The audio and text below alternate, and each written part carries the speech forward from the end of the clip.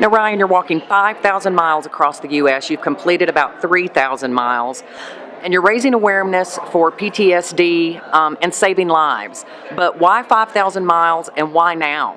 Why not? Really, that's the question. For me, it was a unique dream I had on Christmas, and then had a weird urge to walk across the U.S. Then read the article about veteran suicide and got very upset, and realized that something's got to be done, and that I may be nobody from nowhere USA, but I realized that I've got a voice and I can use that, and that's what I did. I said, walking across the country is a big feat in itself.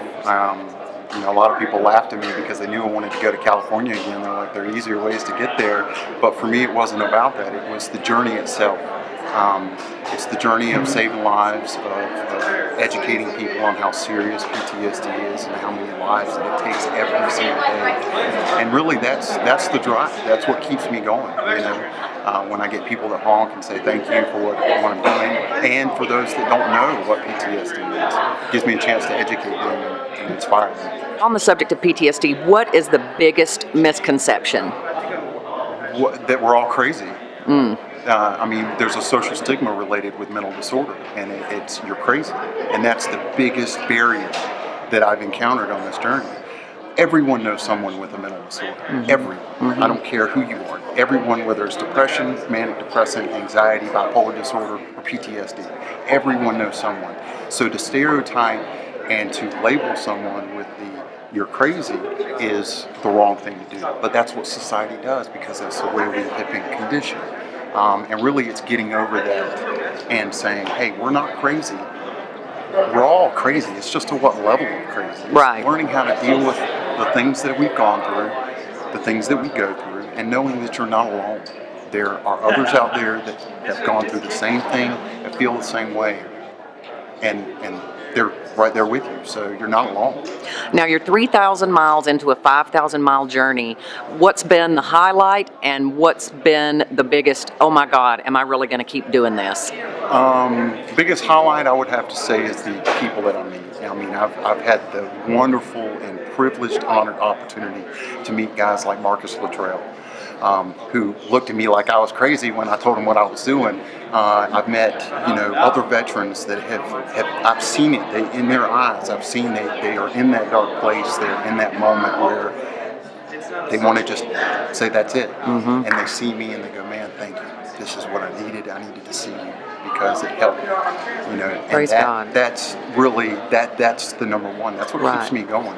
As far as anything to kind of hold me back or has said, it's been mentally. Yeah. Meaning, that's the main obstacle is mental. Well, a little bit of the mental. Like, I gotcha. I'll give you an example. Well, 99% of the battle's usually in our head. Yeah. And that is what the other day I did have thoughts of not completely giving up, but I was making excuses in my mind. But what I realized was every excuse I made, I kept walking forward. I didn't stop. I didn't stop to think of those excuses. I kept walking. The next thing you know, I'm 2 miles down the road. And I'm still thinking of these excuses to quit, but I'm still walking. I'm not stopping. Yeah, right. And that's when I realized it doesn't matter what I think of. I'm this far. Right. There's no reason to. So, and plus I've had a lot of support saying, don't give up, don't quit. Don't give up. No. Don't. And this journey is just the beginning.